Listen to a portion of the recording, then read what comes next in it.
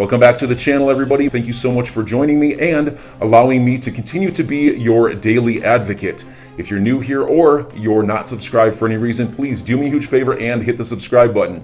Thank you to all of you who have been watching and following me for so long. It truly means a lot, and I'm glad that I can be this person. It looks like Gary Gensler might have just lost all his power in this most recent executive order. I think this completely flew over a lot of people's heads, and I didn't even pick this up.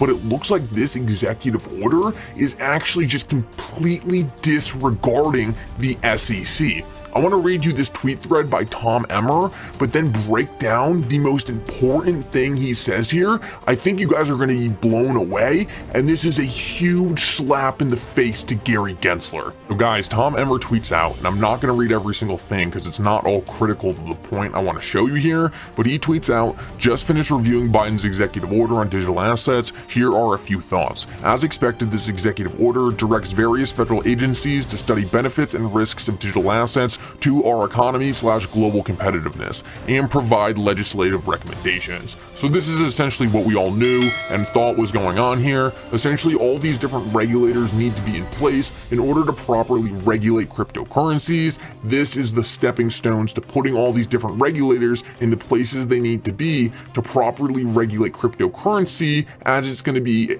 become a systematically important infrastructure of our next generation financial system. And then he goes on to say, crypto, tokenization, blockchain, NFTs, and smart contracts and stablecoins are powering a more viable economic structure with individual autonomy, and for the country, it's imperative that we develop a strategy to foster this innovation.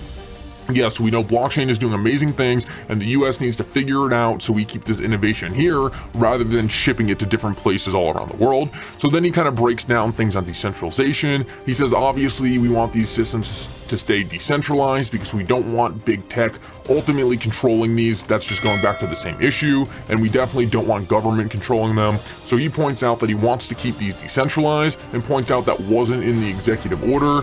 But it's important to point out these things aren't going to be perfect. They're stepping stones. And overall, I think we both agree this is a great thought, a great start. So let's keep moving though, because this is where it starts to get really interesting. He obviously points out CBDCs and just says they should be open and permissionless and not something that would be produced out of a communist country.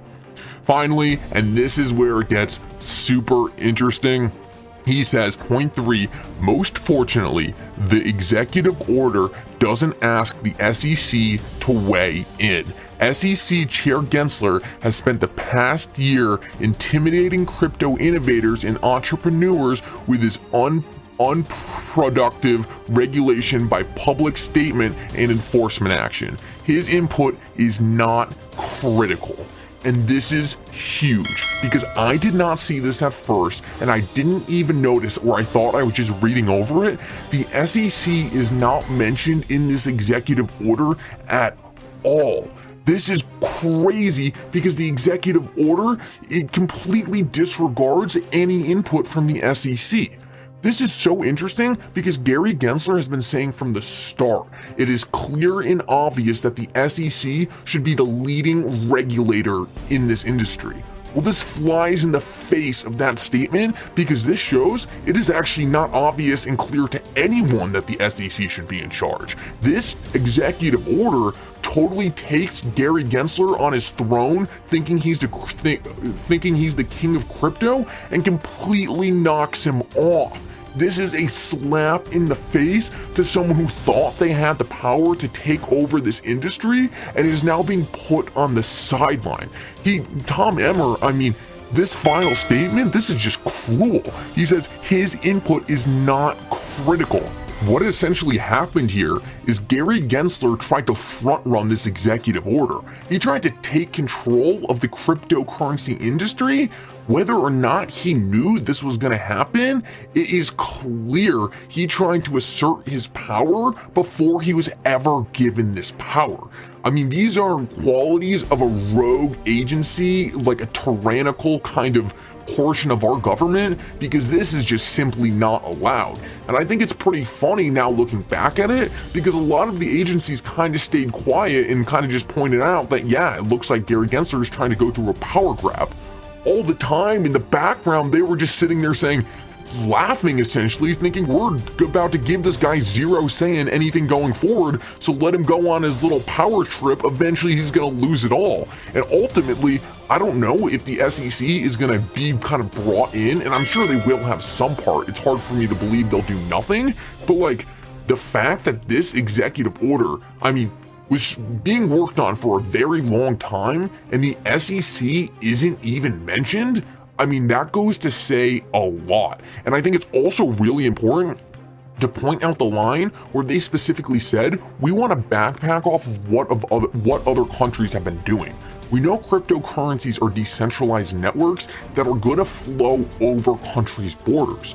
So it doesn't make any sense at all if you have some cryptocurrencies that have to follow certain regulations in some jurisdictions and others in different jurisdictions. And we know that's going to happen, but calling some coins a security and some not, when the rest of the world just says they're all currencies or all commodities and have these general rules they follow, I mean, that is just not going to fly. And the fact that Gary Gensler thought he could impose this on the market just shows how power hungry he was. The regulation never made any sense. It didn't follow the decades of securities laws practiced at his own agency, but yet he tried to jam a square peg into a round hole and failed miserably. And that's why the SEC was completely left out of this executive order. They don't even want to deal with the SEC anymore. And I want to finish this off with what Brad Garlinghouse said, because I read this earlier and I thought it was like very, very confident of him to say, but I didn't really understand at this point that the SEC just took this huge slap in the face on this executive order. Brad Garlinghouse knew that. So I want you to listen to what he says here, because I think it's pretty funny. He says years of damage done by the SEC sole regulation by enforcement approach can be undone through collaboration between all agencies. Ripple stands ready to educate and assist. We need to catch up with the rest of the world. We need a prompt decision and decisive action ASAP.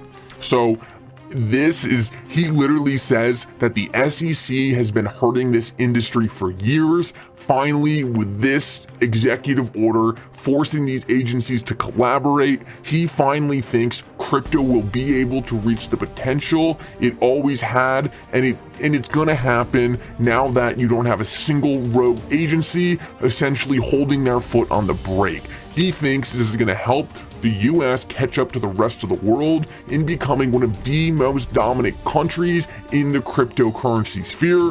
We know Ripple is the hometown hero. We know the US is going to use Ripple to catch themselves up in this blockchain race, and it looks like the SEC is losing their power and they were holding on the brakes more than anyone.